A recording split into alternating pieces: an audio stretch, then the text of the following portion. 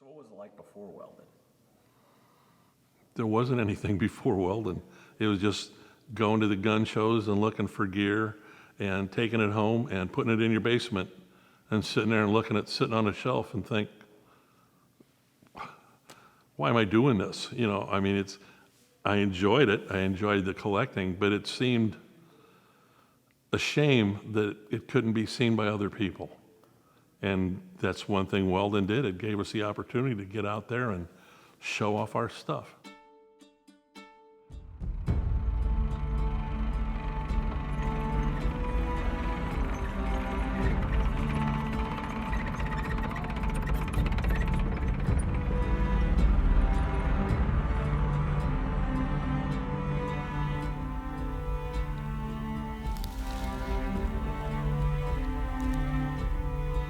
You want that authenticity, and we stress the authenticity, not to be, rude about it or to be poking at people because they didn't spend enough money to get the real thing, but because we want to do it right. Even the being lenient for someone's first reenactment or something, like, you don't want to tell the story wrong.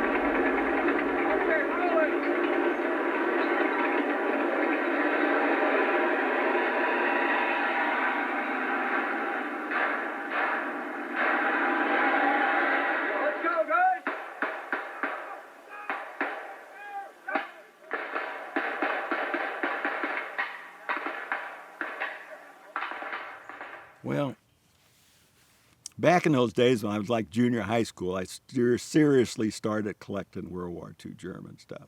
And by the time I was in like 8th grade, most of my closet was full of German uniforms. I had German stuff hanging on the wall. I had my old toy box, which, by the way, I still have. It's full of German paraphernalia. And I used to like to put on the uniforms and then complete everything as much as possible. Have the correct insignia and then the accoutrements and the helmet or the hat to go with everything. One thing led to another. I started taking pictures of these gatherings. Sometimes I'd talk my friends into wearing the uniform and go out in the backyard and get some place where you couldn't tell where we were, snap pictures. I used to try and get them together to go out and put our uniforms out, do some shooting sometimes, and sometimes we just try and take home war movies where we're passing the cigarettes around or sharing a bottle of vino. This is before the HRS was formed. And I used to have a saying amongst myself, you can't get 10 people from the St. Louis area together in one spot at the same time to do something like that if you gave them free beer. Well, I was eventually proven wrong. They started collecting in high school, back in '64 in Collinsville High School. They had a janitor, and I'm sure he occasionally needed money for some liquid refreshment, and I ran into him one day after football practice, and he says, hey, you be interested in buying a Foot Locker full of Nazi stuff? Sure, I'll take a look at it. Well, I went over there and took a look at it, and he had a German belt with all kind of little things from the epaulets on it, and some uniforms, a camouflage raincoat, and other gear. And I thought, sure. So I ended up picking that up from him for $20. Went home with it and showed it to my dad. Well, he was in World War II. He was with the U.S. 5th Armored Division, 81st Tank Battalion. He was a tanker. And I showed him this stuff, and I said, look at this stuff, Pop. And he goes, "What do you want that Nazi crap for?" He said, "We used to take it and use it for toilet paper and throw it in the ditch." I thought about that and didn't think that much about it. When I got back from Vietnam, a couple years after that, when my son was little, and I had drug a Foot Locker that I had out. My son was looking at some of it, and he goes, "What did you bring back?" And I said, "I didn't want any of that Vietnamese junk." And my dad was there, and he just looked at me and went. So it does come full circle. I was always jealous of the fact that I couldn't get more than a handful of people together, and then I'd heard about Civil War and Revolutionary War reenacting, where they apparently had like thousands of guys gathered together to do this thing. Why can't we do that? You know, I was really jealous. And I started Civil War reenacting with Marvin Hildegard. I went to my first Civil War reenactment in Wisconsin in November. What was this guy's farm, West Bend, Wisconsin. What year was this? 1974. You think I might be surprised by Jeb Stuart's cavalry? No, there was cavalry out there, but that didn't surprise me. What surprised me is a squad of German infantrymen, World War II, come out and attack the Yankee fort. That surprised me. So these guys were all from Milwaukee, and I asked them, "Hey, if we could find a spot in the St. Louis area to come out and play World War II, would you go?" And they all, without hesitation, said yes. That was the spark that made me go back to St. Louis and start asking around, where is a good spot where we can do this? Somebody I worked with at McDonnell Douglas said, "Hey, you ever thought about Weldon Spring?" Well, I'd never heard of the place. Weldon Spring. That is where the U.S. armed government took over 3 towns, forced the people out in St. Charles County near St. Louis to build a plant to make TNT during World War II. And when the war was over there, the Army kept a portion of the place that they turned it into a Army Reserve Training Center. This guy told me about this, and he says, "You need to go see Colonel Williams." Well, it just so happens that Colonel Williams was the guy that trained me when I first hired into McDonnell Douglas. He told me to go see a Sergeant so-and-so out there, and I did. And by George, they said, yes, they do let other groups use the area at time, and gave them permission to go ahead. So I sat back and started writing, making phone calls, and getting as many people as we could get. And that was the first Saturday of a Memorial Day weekend in May of 1975. The first reenactment was hysterical looking back on it. I mean, we invited everyone that we could. A lot of neat vehicles came out, naturally all original.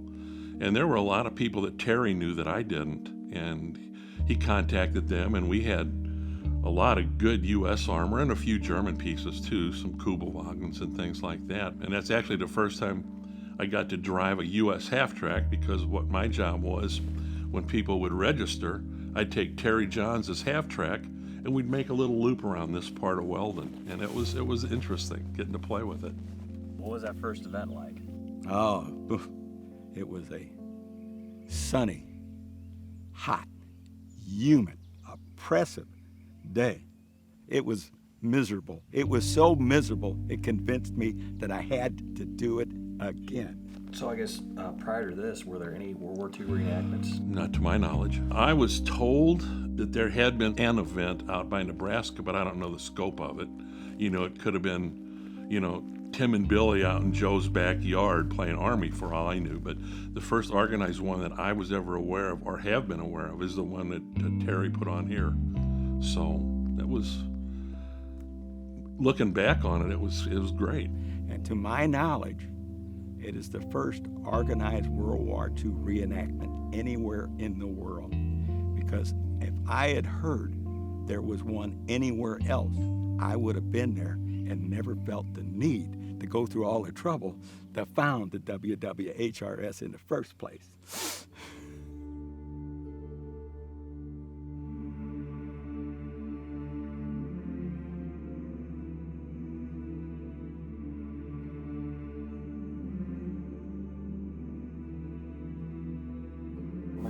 How many cadets are at the academy? About 230, I think, is our count. Somewhere 230, 240 right now. How many of those are rail splitters? We have guys that kind of float in and float out, but we have a pretty steady group of about 20. From the hobby standpoint, do you think it's like a good source of recruits that other units don't really have? Oh yeah, absolutely. Absolutely. And I think it's a good source of recruiting for the school. We have a number of kids who, that's the one thing that they really, really enjoy coming. And many of them walk in the door in August and say, how do I join Rail Splitters? In the Rail Splitters, it's a wonderful living history unit. We portray the 84th Infantry Division, which was deployed to Normandy, France in late October, early November of 44. Well, we do 5 to 6 events a year. Some are multiple weekends, some are a day long. We all become good friends. We always have fun together. I was always really big into World War II reenacting because my grandfather was in World War II as a first lieutenant. Went to the first meeting. I was like, this is something I definitely want to do. This next fall, which will be fall of 2014, we'll have 5 guys who have started in this unit that are in service academies. West Point, Air Force Academy, Naval Academy, things like that.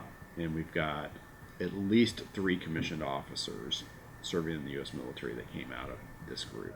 What are your thoughts about Weldonkrieg? It'd be kind of cool. I mean, it used to be an old uranium factory, I believe it was, and TNT. So I think it would be kind of cool to be like, see the different little torn down factory foundations there and kind of see what it was like back then. I think this will be a really fun event because of how the history in the place and how World War II reenacting got started there. And I think it'd be fun to get back there and start doing it again. I think it's going to be awesome. I mean, for me, it's going to be like the mecca of reenacting. Like, there's nothing else that I've ever experienced that's going to be anywhere near as big or as organized as Weldonkrieg. I got involved in reenacting quite almost by mistake.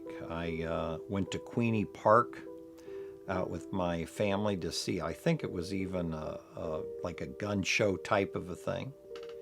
And as I was walking outside, I saw this rather interesting vehicle, looked like a Jeep at first hand, and some people in uniform standing around it. It turned out to be a Kubelwagen, and the people standing around it were Art Obermeyer and some of the other members of the 38th Jaeger reenactment group, World War II German soldiers. And I said, what do you guys do? And they said, well, we do reenacting and this kind of thing. We play with these toys. And I said, well, I've got some of these toys at home, and it sounds like something I might like to do. That started me in finding out about this hobby. What year was this when you first went out there? 1985 was my first year at Weldon.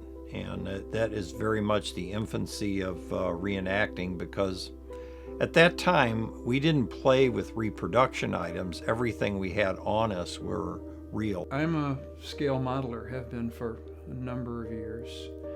Fred Poddick, a German reenactor, came to a meeting of ours to tell us about the Reenactment Society. And one thing led to another, and I thought, well, gee, this sounds interesting. So I joined in late 77 and came into the field in 1978. Well, I went to an air show in Chesterfield, Missouri, and they had a big display set up with vehicles, uniforms, equipment. And having already liked the stuff, but not knowing anything about reenacting, I saw that and I thought, well, this is exactly what I was looking for. What year was that? It was 82. I think it was summer of 82. I was too young to actually join. You had to be 17. So I kind of buddied up with the unit, waited till I turned 17 in January, and joined in January of 1983. How did you first get into reenacting?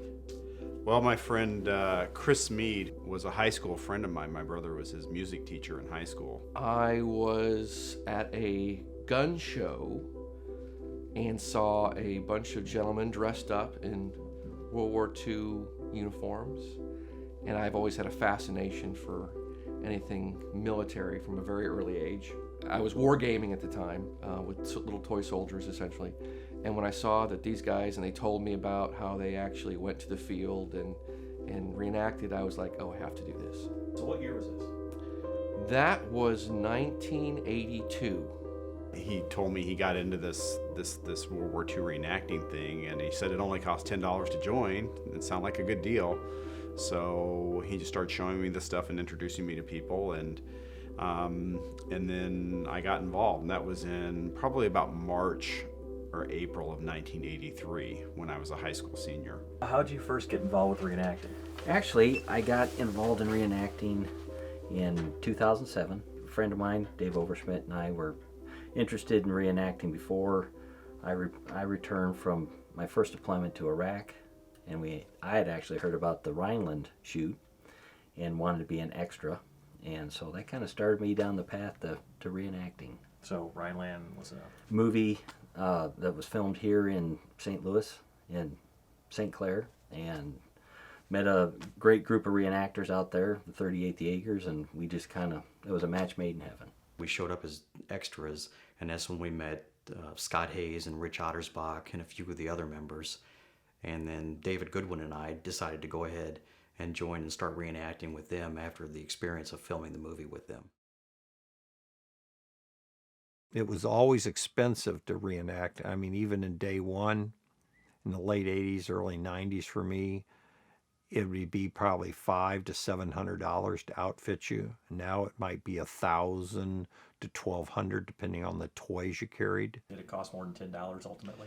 Yeah, I mean, I have a World War II Jeep, a World War II Kubelwagen, a World War II Dodge. So yeah, I would say I've spent a little more than $10 on it. I'd say a little more than $10 a year. I've probably spent more than $10 even today on the hobby. My main investment right now is a 1945 Kubelwagen, and I've got about $23,000 invested in that.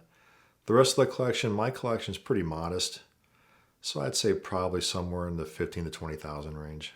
We bought a 1946 Chevrolet, a 1.5-ton truck that is similar to those that were sent to Russia Lend-Lease, and we reconfigured it and painted it to look like a truck that would have been captured on the Eastern Front. We paid approximately $3,000 for the truck, and we ended up putting another $6,000 into it. In combination with that, you got to think of how you're going to haul. So you have to buy a civilian truck, then you have to think about the trailer that's big enough to haul it, and then the gas money or the diesel fuel, whichever you choose. To take our truck from Kansas City just to St. Louis, for example, is one full tank of fuel, and that's approximately $100 one way. How do you confirm a kill in reenacting? Usually take helmets off. Yeah. You determine that you're dead. Yeah. I mean, how is that done though, specifically? Through the honor system. I mean, you're looking around, you see somebody who shoots you, They just wave, and you like, yeah, assume I got that they're shooting at you. How do you indicate that though? Well, usually somebody may wave to you. Yeah. Like if they don't see you, may wave at them and say, hey, I got Taking you. your helmet off, that means you're dead. Oh, you mean that the person who shot him? No, the person taking the hit, how do they indicate they've been hit? Take off. Oh, yeah, they take off their helmet. Sometimes they just fall down and play dead. You know, it's pretty I like obvious. doing that too. It's the honor system. If you know that in real life, if you would have been either a casualty or killed on the field, then you're expected to behave that way. In our unit, we tell our guys don't argue with anybody. Yeah, it's not worth it. It's just a hobby. It's all pretend. Don't argue with someone over your head. Just move out, go somewhere else, and start over again. That stuff, it did occur a lot in the 80s, and it's diminished over time. I think more and more people are understanding how the system works and how we want things to run, and you just don't have that type of arguing as much anymore.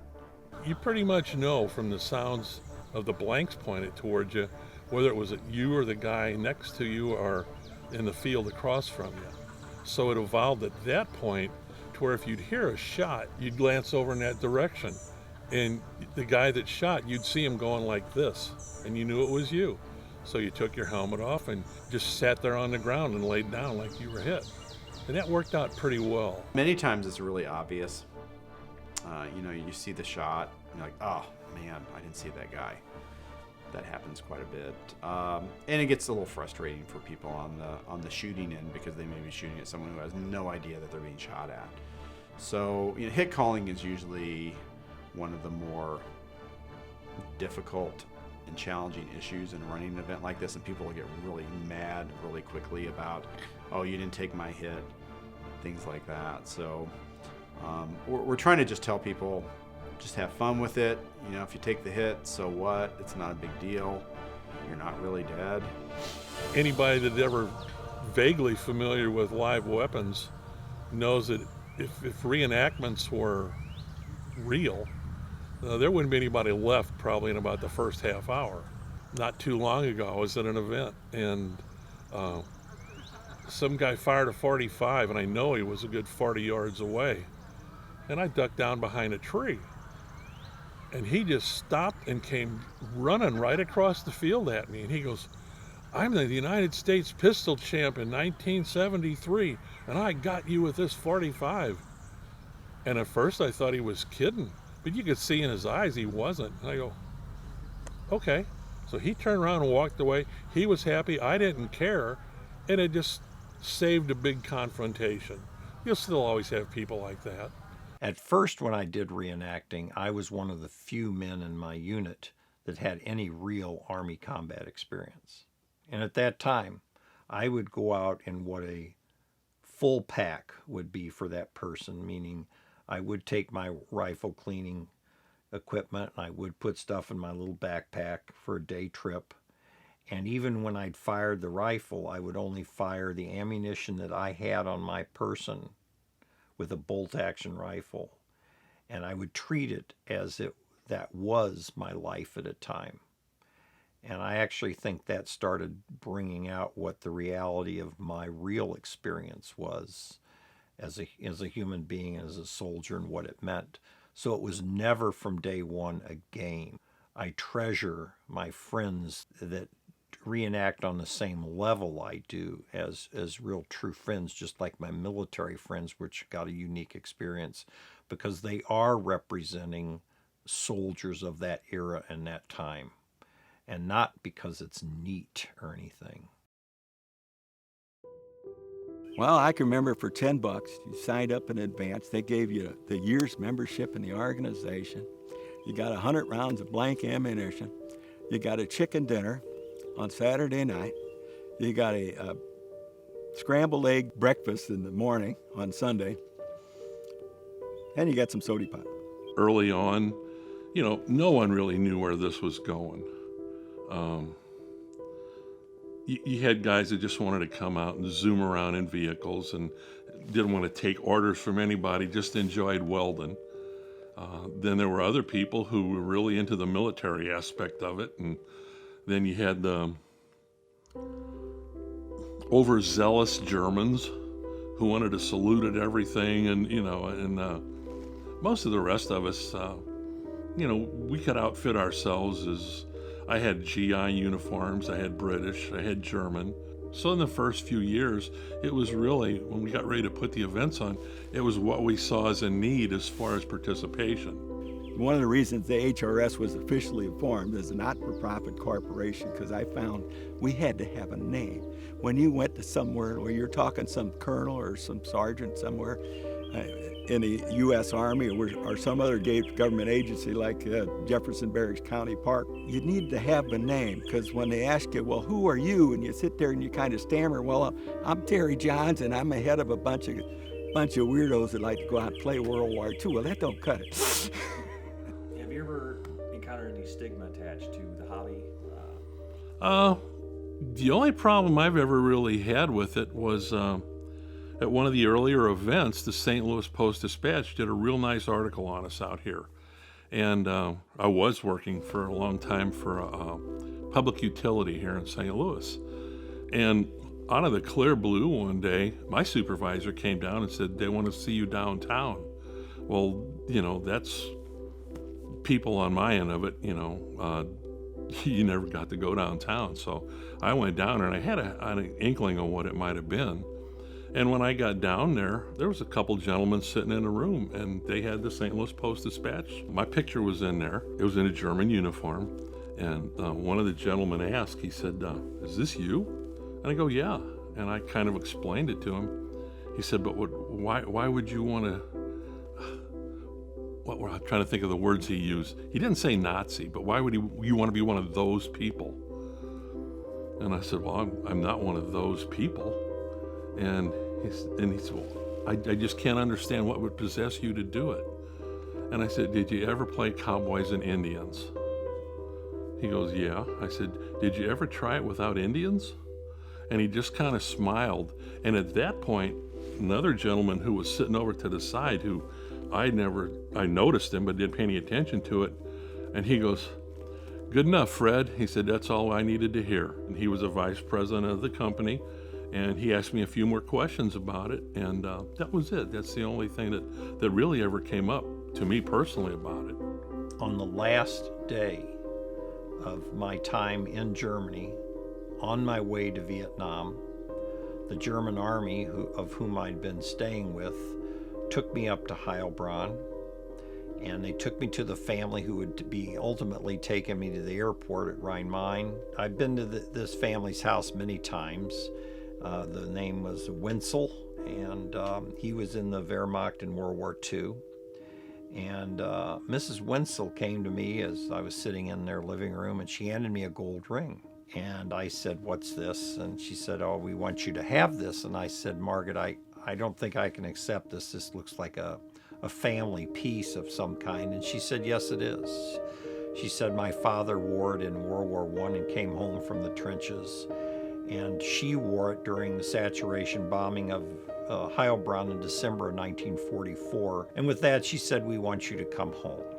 And I took the ring, and it felt kind of strange in a way. Here I am going to Vietnam with a ring that had been to 3 wars, twice worn by the enemy, but that was another one of these nails in the coffin that just cinched my feeling of why I reenact the German side of this thing.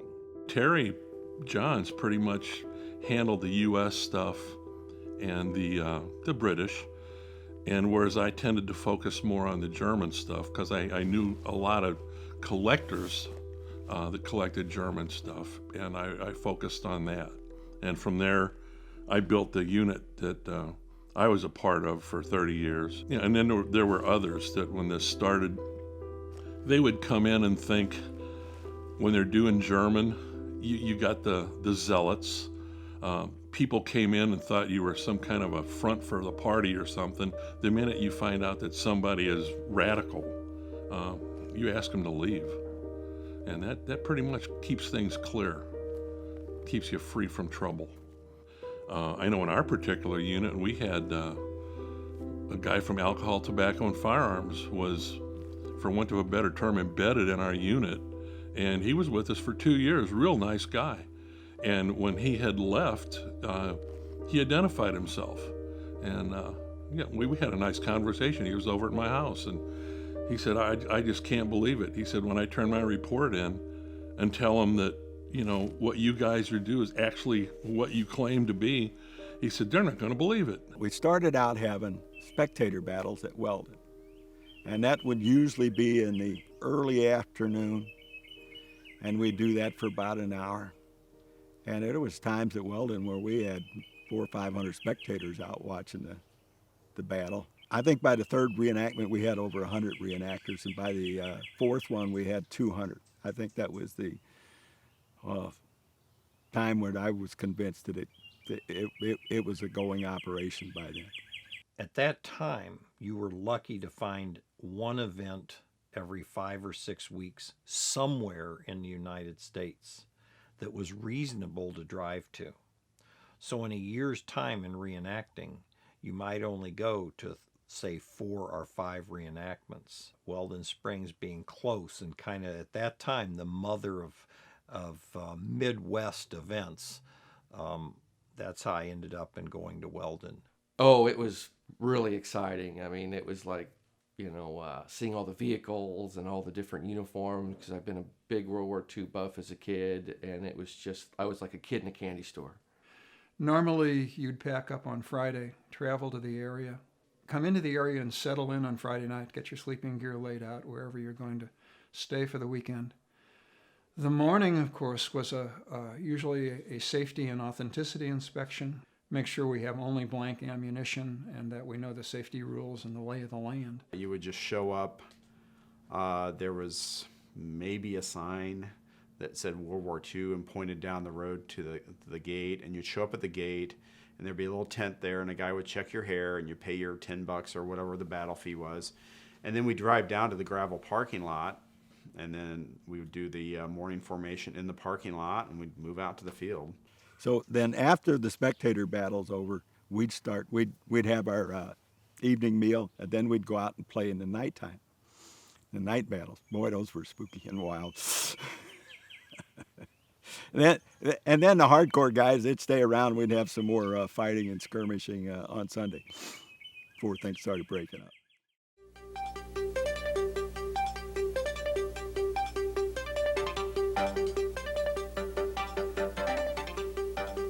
Mr. Edward Marrow, President, Independent Project Analysis.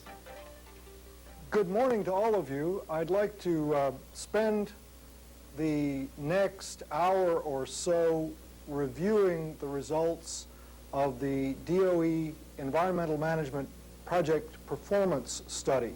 When remediation activities are completed, over 45,000 tons of contaminated soil, 1,400 tons of debris, and about 16 miles of contaminated wastewater pipeline will have been cleaned up. After years of study, evaluation, and remedy selection, the Army, in conjunction with the regulatory agencies, will have achieved their objective to remove and treat the contamination, providing a clean facility for training and wildlife conservation. As George C. Scott said in the movie Pat, you know, all good things come to an end, and sure one day it did. The Weldonkrieg factory had closed down where they had made all those atomic things for making the bombs, and they got to investigating that, I guess the EPA or whatever, and next thing the word was, it's all over with. Boy, that was a sad day. Well, since the government was involved in that decision, you knew there wasn't going to be anything you could do about it. How'd you feel after they shut down Weldon? Well, I was kind of disappointed because the number of places to reenact in the hobby didn't seem to be really growing anywhere. We'd have to go all the way to Pittsburgh to play, or over to Camden, Ohio, or places like that, and that was pretty much it. Do you remember what you were feeling when you found out that was the last event, that the site was closing? I don't, from my point of view, didn't think really that much of it being the last event, because at that time, the people that were participating didn't really know that that was going to be an option.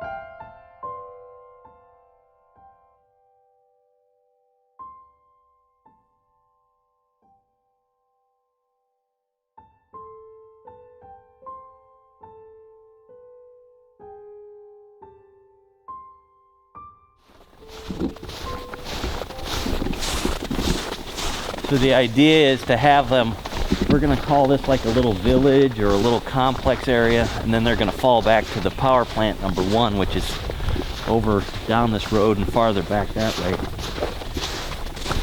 But you kind of get an idea of how brutal this is with all the gullies and all the rubble.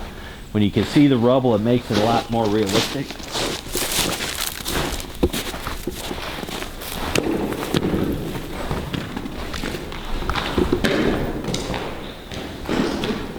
And you can see how the fighting would be pretty intense in here, so it's a good thing, but then there's all kinds of safety issues with pieces of wire, so we have to have a really good safety brief with folks because there's so much rebar and all kinds of nasty stuff sticking out all over the place. And registration, people are going to pull in, they're going to get out of their cars, they're going to register there, and front. They're going to come out. They're either going to unload their gear and put it in this building, or they're going to go to the respective campsite.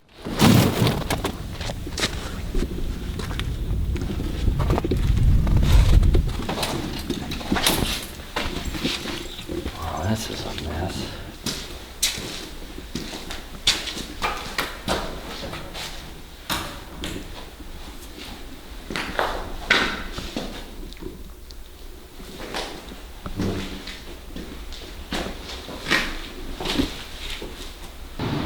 So this is our barracks. 75 persons. We're going to have to come out and either clean beforehand or set the bunks up so everybody can have a space. The 2 private rooms are for females to stay in. We got, I think, 3 or 4, and the rest are going to be out in the campsites. And then there's two sets of bathrooms in here. Right now the water's out because of but there's animal feces and stuff that we got to come in and pick up and clean if another unit doesn't come out and use it before. And somebody shit in here knowing that the water didn't work. How did you first hear about the Weldon Spring site? As a lieutenant, I was out at Weldon Springs for the National Guard, and as a company commander, as a captain, I was out there, so I was familiar with Weldon Springs as a military training site. When I got into reenacting, my friend Dave Overschmidt and I started an Eastern Front event. We used Macon, Missouri, which is a National Guard training site. Though our attendance was 40, 50 people, 50 being a real high number, it really kind of started us on the path of doing reenactments and events. I first knew about Weldon Springs from my time in the Missouri National Guard. My first experience at Weldon was around 1990, and we went there through 96.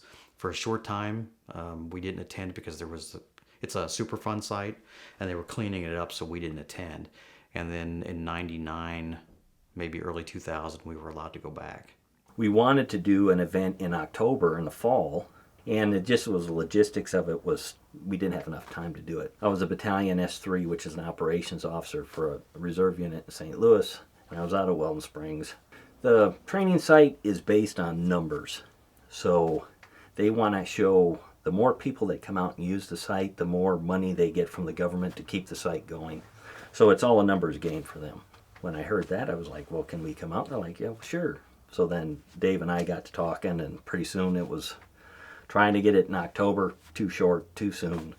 And then we decided we wanted to do it, co-host it with another unit. And so we got the 84th Rail Splitters involved. And so it just kind of progressed from there. Well, I think compared to what we're doing now with Weldonkrieg, if you look at Dave and Earl and in my backgrounds, we are all type A military people with extensive planning backgrounds, and we're approaching it like that versus the old days were much more generic and free flowing, and a lot less organization went into it than what we're doing now. You're a month away from the event. Mm-hmm. How are you feeling about that? Well, we've been living the dream. It's funny because when I was 18 years old, first time out there, I thought, wow, it'd be really cool to be the Allied commander. Careful what you wish for, because I'm definitely feeling it now. We're doing a great job now, kind of posting the key things for people, saying, look, and he's been doing on Facebook page, fires one day and stoves next day and Right, I'm kind of building up to the more controversial subjects. So the guy shows up and he's got that Russian rifle. Well, I've used this at every other event, and he paid his fee, and now he's standing there Saturday morning. We have to have a unified response to that. Your personal impression is, to a reenactor, you should try to make yourself as authentic as possible. Saying that I'm going to be 100% isn't accurate, because you can never be 100%, whether it's because of weight, your personal weight, or charisma, or what have you. But you try to strive, in reality, you can strive to be 90%. That's one of the issues that we've been debating, is just authenticity and how far do you take it? I mean, you can take it down to original socks and underwear if you really want to. What I did is I pushed out a set of standards for the Allies, the U.S. side, that detailed, what we permit and what we don't permit, and most reenactors will probably have no issues with that. They're getting fair warning. They're getting all this in advance. There's no reason why they should show up with the wrong weapon. Well, and I think we'll have more issues this year. If we do a good job setting the tone this year, our job should be easier next year, and the year after, and the year after. The people will know that we're not playing around. And we're just working through all the different issues. And I think we've got a good solid plan on all levels. It's just a matter of now making it happen. For Sunday, we are at night. On Friday and Saturday night, going to have kind of a roving patrol, just going to be out from basically 8 o'clock to when the lights go out. Well, what about the gate too? We're going to have to man the gate on Saturday? No. We don't have the manpower for that. I understand, but we already had the Facebook post about where's the good places to go drink. You guys see that? Whenever you post anything on Facebook and you open it up to everybody, everybody gets to chime in, and sometimes the little nitnoity things can be a headache. Well, let me ask this question. If it's really not a big deal because the code is only going to be valid for the weekend, why don't we just tell people what it is? And if they want to leave and come back, they can do that. And it's not on us. Otherwise, someone's going to be calling us, knocking on our door at 2 a.m. wanting to get somebody back in the gate. Well, how's the Weldon staff going to feel about that, though? That's the issue. Yeah. I don't think that they're going to really have an issue, because that's basically what happens when a unit shows up out here. The gate code goes out to God and everybody. The key that we don't want is when people are registering, they get a code and they call their buddies and say, here's the code to get in. Between three people discussing things, agreeing on things, at times it can be quite trying. To keep everyone on board with the same agenda, with the same overall idea of what this event should be is the biggest challenge. What has been the biggest headache about putting on Weldonkrieg thus far? Oh my. I would say probably the people that remember Weldon for what it was before, because what it was before is not what it is now. The site has changed. The government has spent $400 million cleaning up the site. The rules have changed, safety has changed, authenticity has changed. So people are expecting it to be what it was 20 years ago, and it's not. You can't just run around an Army installation like you used to be able to. You have to be very conscious of the environment, and that wasn't an issue 30 years ago. It definitely is now. Tim Shear, Dave Overschmidt, and I were out in December, and we went to Weldon Springs and did a recon, kind of looked around. And every time I go out there, I think when I come back, I'm more excited about the event. We all want it to be a safe and fun event for people. And it's probably going to go, hopefully it'll go on for many years to come.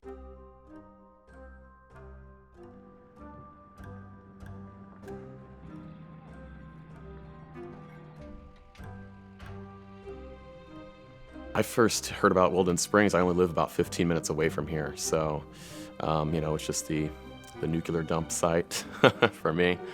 But I heard that they had reenactments here in the past in the 70s and whatnot, and this is like the big return of it. Weldon Springs, I just heard about it the other day. I mean, I had Earl, one of my unit commanders. He came through and he said, "Hey, you should come to this event. It's going to be a lot of people. I mean, it's a tactical event. It's going to be a great experience for you." And I definitely think it will be with all the characters around here. How did you feel when you heard that Weldon was coming back?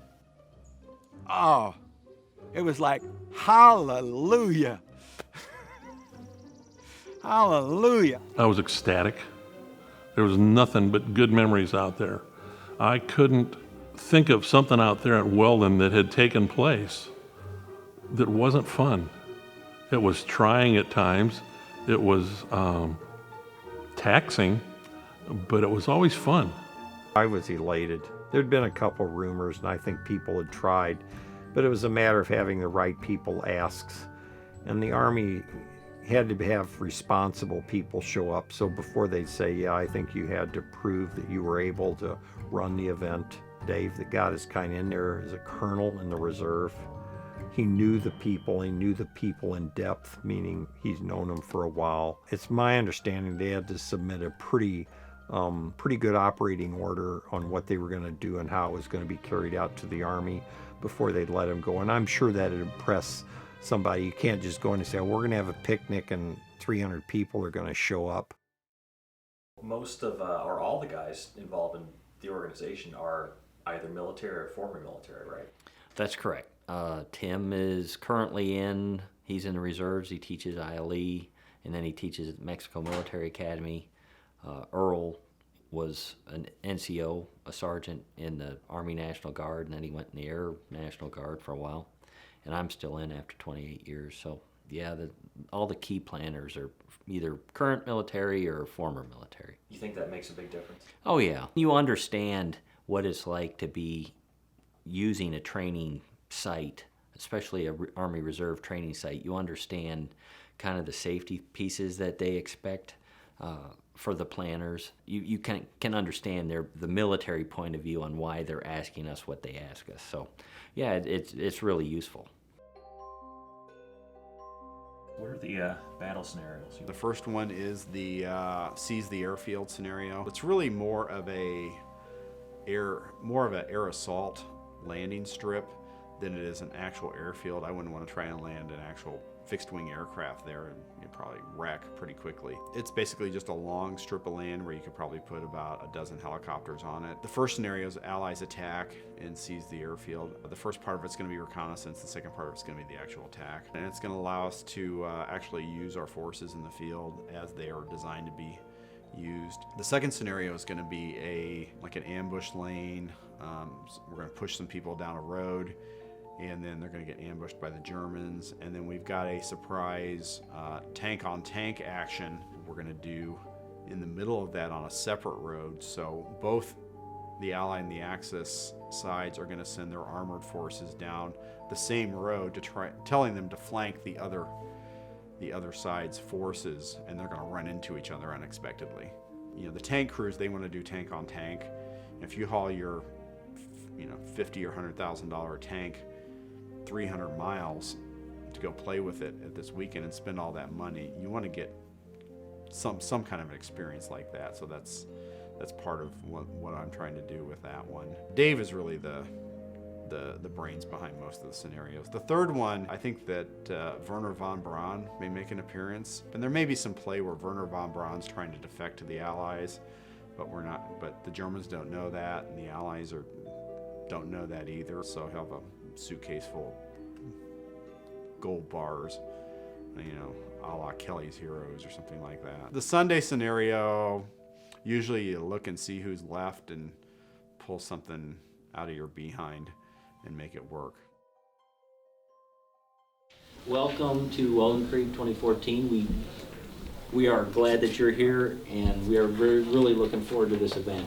A lot of time and sweat and love and hate and discontent. 9,000 private messages on our chat group to get this all to where we are today. So from 6 a.m. to 8:30, the front gate will be open. It'll be manned by between us and the rail splitters. Registration will open 6:30 to 8:30. Please understand that if we're getting like a mass rush of folks that come in, there could be that could go a little bit longer. Okay. We understand that there's going to be a lot of little different moving pieces for a lot of different folks.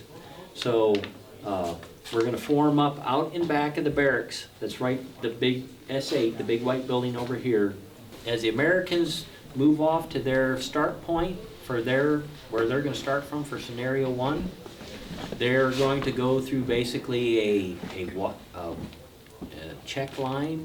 Basically a safety station. Safety station to check ammunition, weapons, all that good stuff. Right. Yeah, because a lot of times, and this is our thinking, in that a lot of times, there's the big dog and pony show formation, and everyone goes back to their camps and gets their stuff, and then they go to the field, and who knows?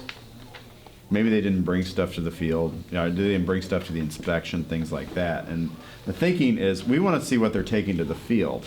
We're gonna move then to the battlefield.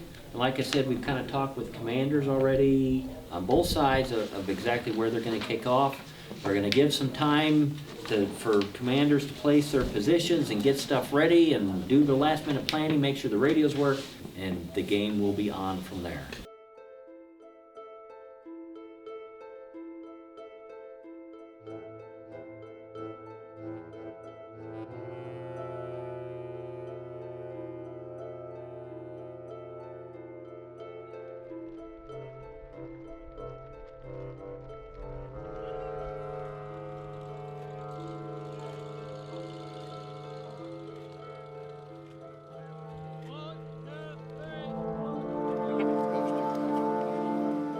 If we can have everybody on the south side of the barracks for a briefing.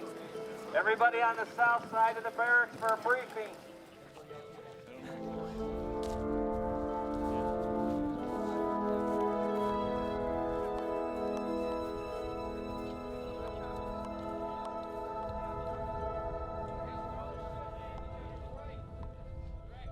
"39 years ago, the hobby of World War II reenacting started in the United States, with the Weldon Spring training site being a key location for the hobby.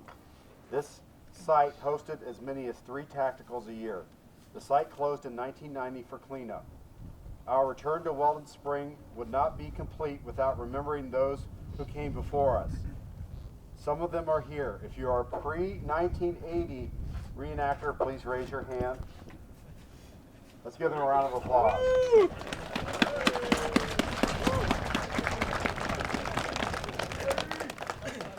We also need to remember those who are not here. We commemorate the lives of fallen reenactors of old and new time. Bring your units to present arms.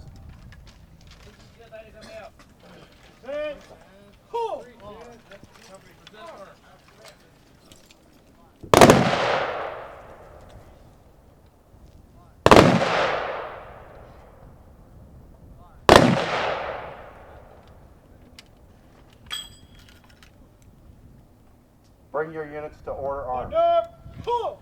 Company, order arms.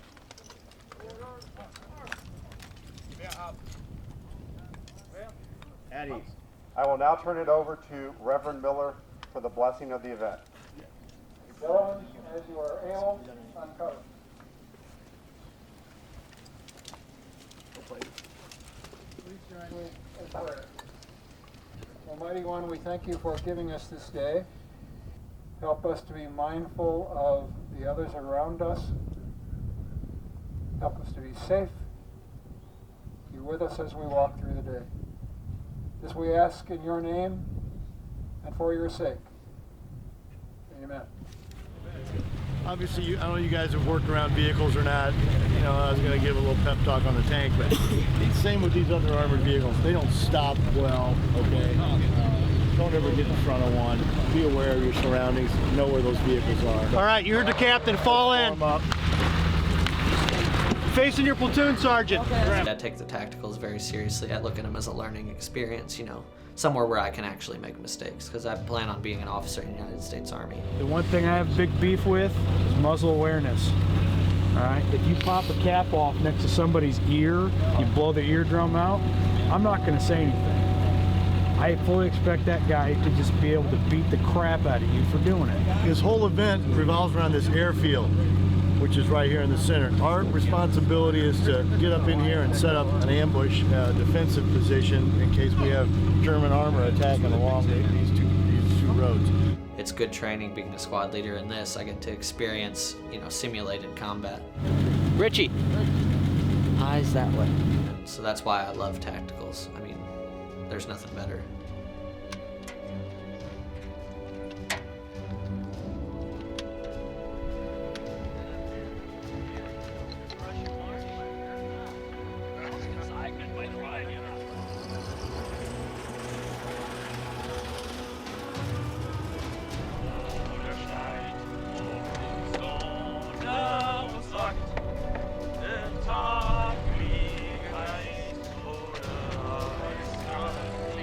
Usually when I tell people what I do on my weekends, it's usually, oh, I've heard of Civil War reenacting, what's World War II reenacting? Then you explain it, typical questions, how do you know when you're killed? Why do you do a Axis impression instead of American impression? That sort of thing. A lot of the focus is on the Allies, but people are pretty much, they understand that this is a reenactment.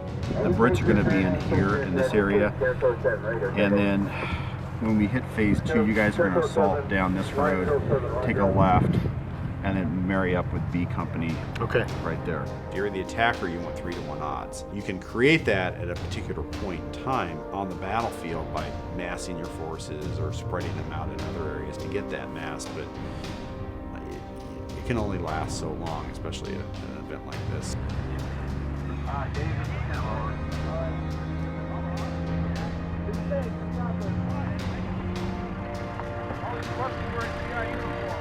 I will get a scenario. We'll run 3 scenarios. Ahead of time, I'll look at the plan. When it comes to going out in the field, we'll be divided into 3 groups. I'll take the commanders of the 3 groups, and we'll come up with a plan for each one on how we're going to move troops in the field and how we'll just run the scenario and then try to come out on top of the scenario. This is where Zach's group's going to be, and LH is going to be up here.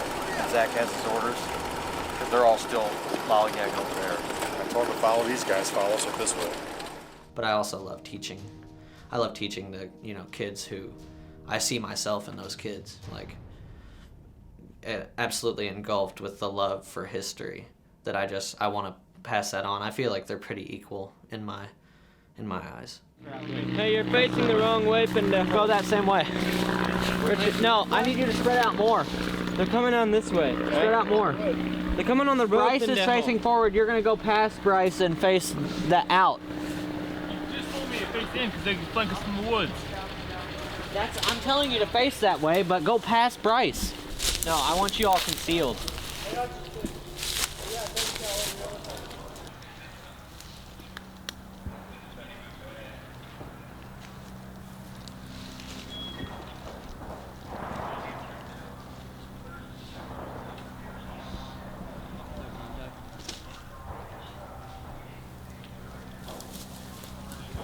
Tacticals are a lot of fun for the reenactors because it allows us to recreate realistic battles and that there's no script. Like at a public event, there's a script. The Axis always loses.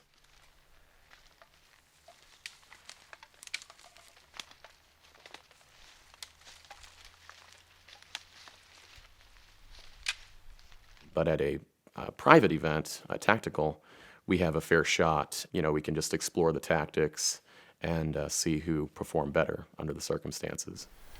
I hope they're not encircling. Yeah, they could be here and they could be there. Tinder on 17, we've got a German squad at about 20 meters directly ahead of us.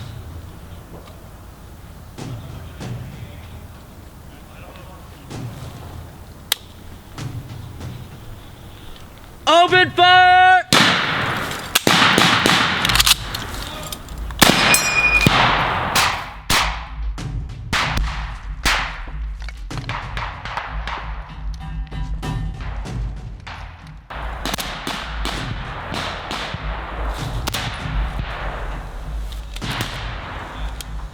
Punch 'em, jam!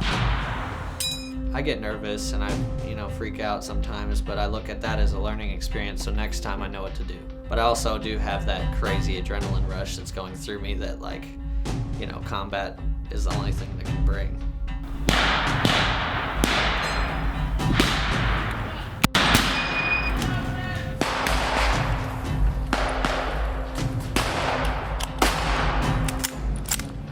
I'm gonna push my guys across on that side of the road to meet them head on. Go. Go. Go, I got the cover.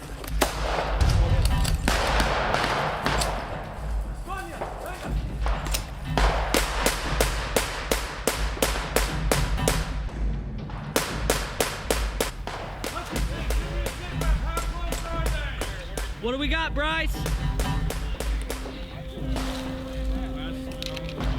Last known position was 40 to 50 meters to our front. We're hearing movement closer.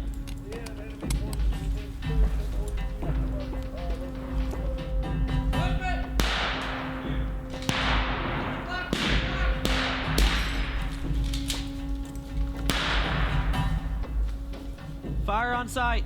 How soon does the plan start to go awry after the shooting starts? Almost instantaneously. I mean, you have to have a backup plan for everything, and most plans are made on the spot. Hutch, light the Stug up! Oh shit! Back here, back here, back here. Light him up! Hutch, turn your guys left, light him up! Hutch, this is 10-man 1-7. Have your teams start bounding back.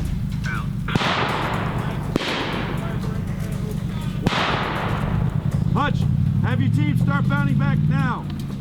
Pot smoke, did him out. Hutch, have them all fall back. What?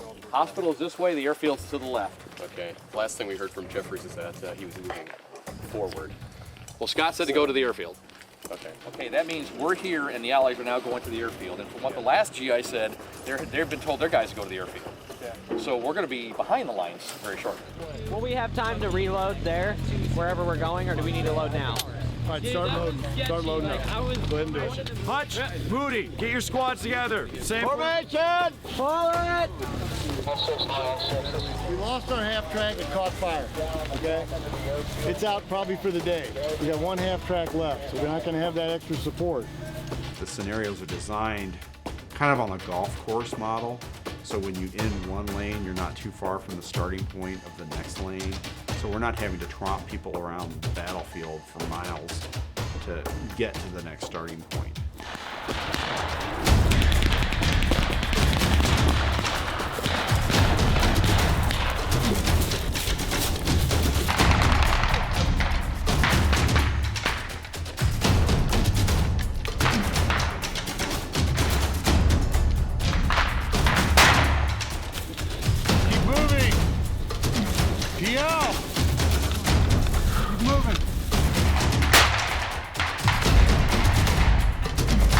I'm coming into this, I don't know much, and I'm wanting to learn, but, you know, people are showing me what to do, and I'm learning things, and it was hard at first, but I'm getting into it. I'm liking it a lot.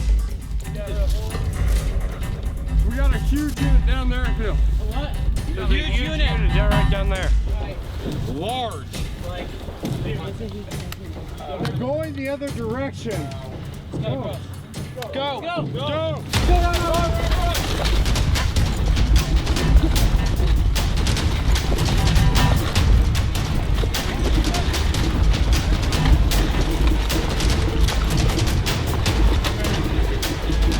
See it?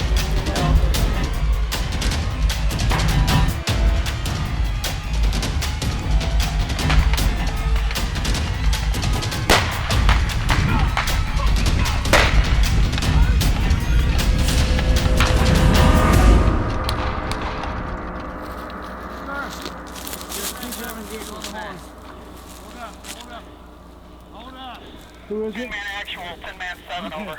Bring him in! Bring him in! 3514 response. 10-man actual, 10-man 7 over. 10-man 7, this is 10-man actual. 10-man actual, 10-man 7. Instructions from Lion. All units, including 10-man, are to rally on Pittman Road, over. All I know is we're on the edge of the airfield somewhere. All I know. Because that is the airfield. 10-man 7, this is 10-man actual. We're within 50 yards of the road. Copy, out. Oh, hi. Let's move up to about 20 yards this side of the road. Betty Boop, this is your other scout element. Come in, over. And let's spread out. 360 security, move to defend. You guys know what to do, let's go. Roger on watch. Yeah, we're moving everybody up to 13. So They work fine. Like I think everybody had a good fight. You think it's going so far? Go well? I think so. Yeah. I mean, we've had about the right amount of injuries that I would have expected to have happen. Anything serious? And nothing serious so far. And you know, I think everyone's having a good time. So I think so. I've been able to shoot. I've been bad. So I saw. You got active containers and everything. At the butter dick. He's rolling in style, clearly. So right now, we're here, what we may want to do is just move everybody up there and have a big event. As soon as we're done with that battle up there, they've deployed all their people, then you go down. I don't think we're ever going to make it down to this bottom part. Yeah, but that's where everybody wants to be. That's the battle everybody wants is down here. They don't want to mess with it. There's nothing over there for them to see. I think that's where they want to start. Scenario 3, go down here and work the way to the power plant. Yeah, that's what I would do. Okay. Check with Shearer first. Where do we want to?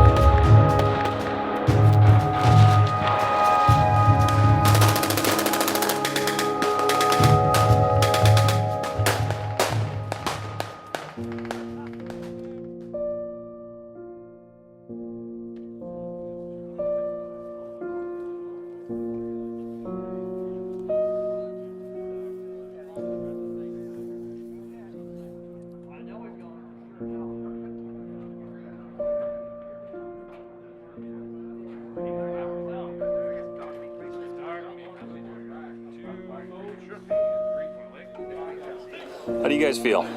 Tired. Tired. I feel like I haven't slept for 2 weeks.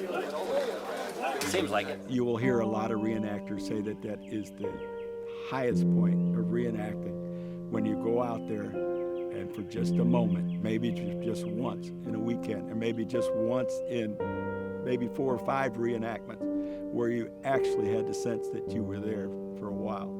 And it gives you a heck of an insight what people had to go through, far more than you could ever get from reading a book or watching a movie. And that's the one difference that I think that reenacting has to offer to the public as an educational benefit. You can hear, smell, and taste what it was like. Weldon's a special place. I was 18 to probably about 20 25 when I was going out there, and I just looked up to all those guys who started it. You know, I wanted to be them. Now you are. I am.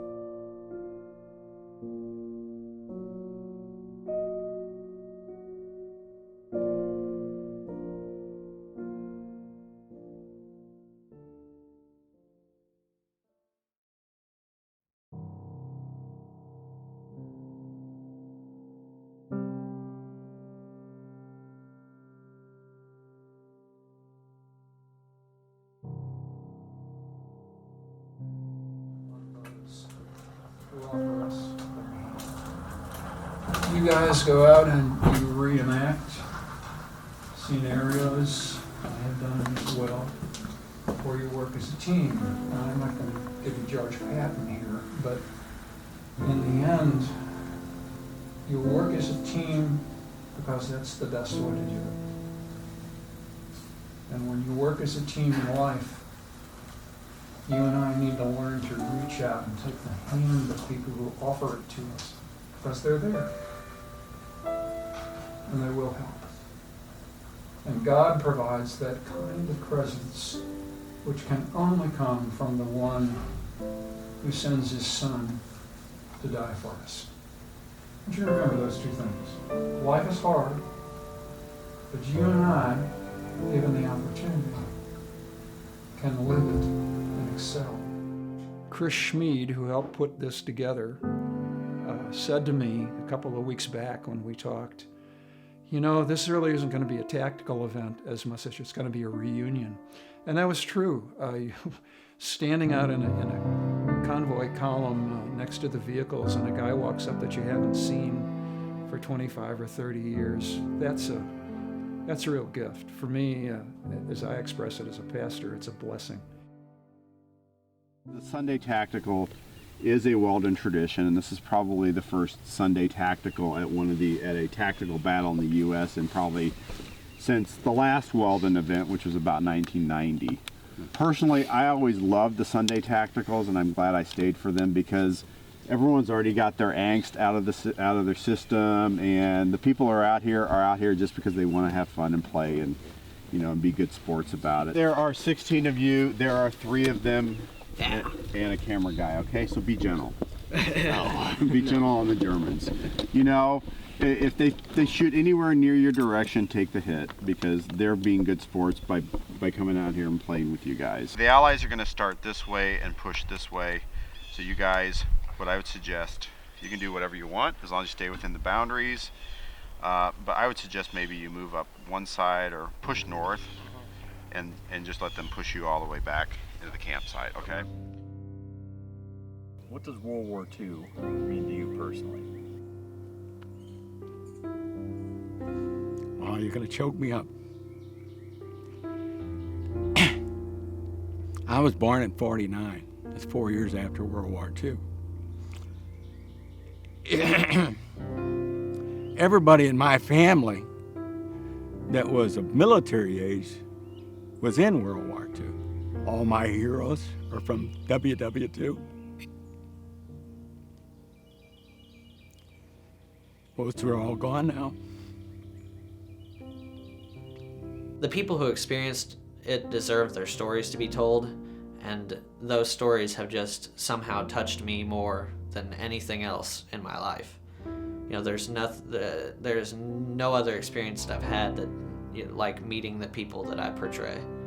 It is a humbling experience to meet people like that and to understand the scale of what of those engagements and what they went through is just something that I will never understand, but I try to, and reenacting kind of helps me understand, and I like to try and help other people understand. I think the people from World War II, they were in it longer, they were in it for the long run, they weren't in it for a year like we were in Vietnam, and they developed some real friendships. I remember going on vacations with Mom and Dad, and we'd end up going to Florida or California or Wisconsin, and you'd get there and you'd stay at somebody's house. And yet people would come to our house during the summer and stay too to visit. And they were all people that Dad had met in the military.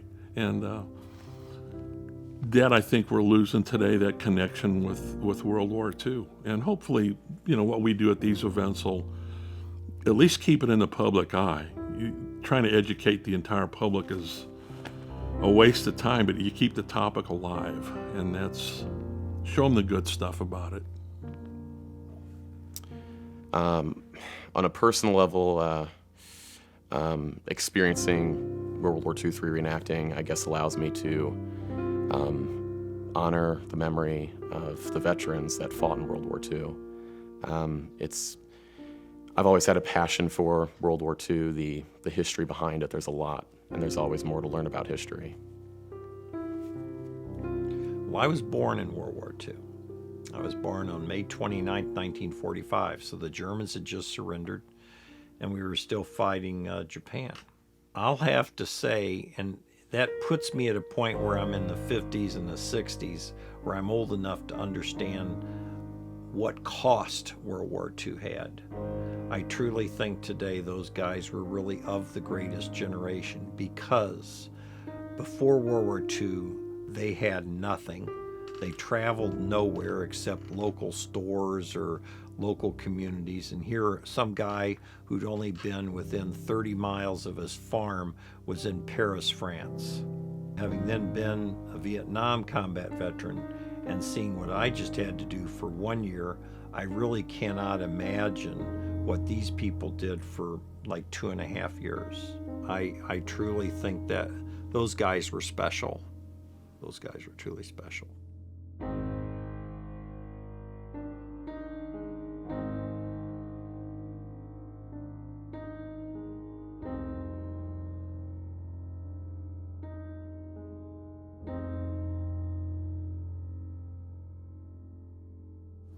You're at the end. At the end. How's it feel? The pressure's off. The pressure's off. The pressure is definitely As soon as off. everybody's gone, then we can be a little bit more jovial and joke around. And big relief when the reenactors are gone. Out the gate. Yep. I'm glad that I've heard like mostly positive comments. I mean, 99% not positive comments. They want to have another one next year. So I mean, that to me says that we put on a good event. I was just happy that all the positive comments that we had. You're planning it, you're having these images in your head before it starts, like, oh my goodness, all these folks, they're going to be driving from hundreds of miles away, and they're going to get here and it's going to just completely suck. Well, and the other issue is that there isn't a lot of history with this site, with this crowd of reenactors now, because I'm probably one of the youngest people that remembers it out here, and everyone else is over 60. The biggest hassle, again, with the tactical piece was always the communications.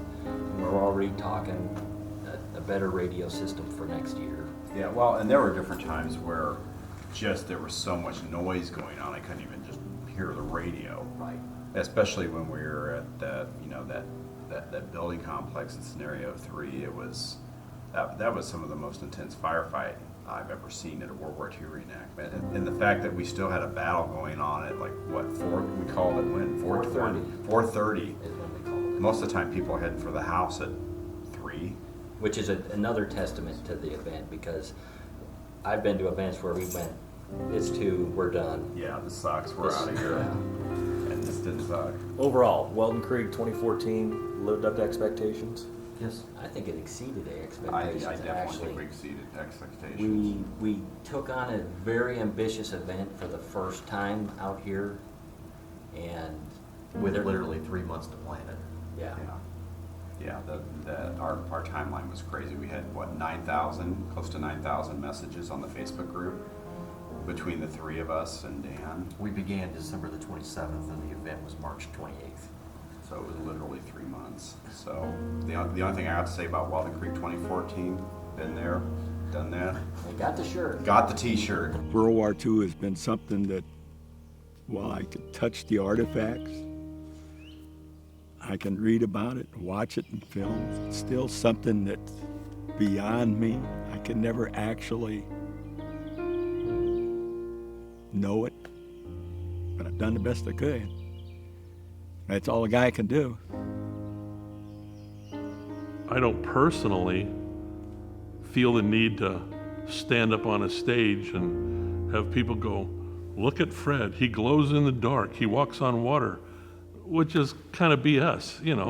I'm just a guy who raised a family and had fun reenacting, and I'm back out here again. But it'd be nice to be out there and not have one of the guys from the unit walk by when we're sitting around the mess kitchen, you know, and go, who the heck are these people?